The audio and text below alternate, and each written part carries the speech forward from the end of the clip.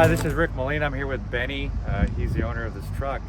He's going to show us what he does to inspect the truck on a daily basis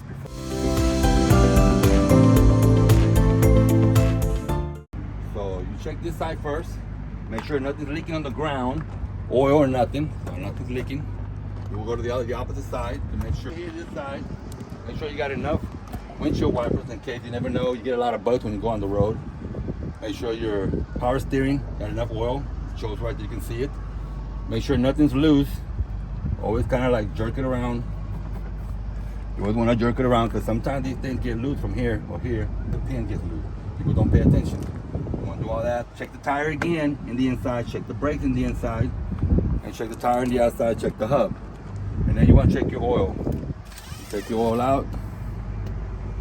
Got plenty of oil. Clean it. Put it back in there. And give it a little bit of time. Take it back out and check that you have enough oil. Because if your engine gets hot, you're gonna break down in the middle of the freeway, you're gonna cause problems for people. You wanna try to change your oil at least every 20,000 miles if you drive a lot. You wanna use the best oil, the synthetic oil. You wanna use an oil that's gonna last you long. If you use an oil that's wore out, cheap, because you don't wanna pay the money, your engine's probably gonna crack down, probably gonna blow, probably gonna have an accident, or you're probably just gonna break down and go to the side of the road, which is gonna cause traffic. You don't want that. A lot of guys don't do that because they're willing to take the chances. That's not gonna happen to them, but it always does.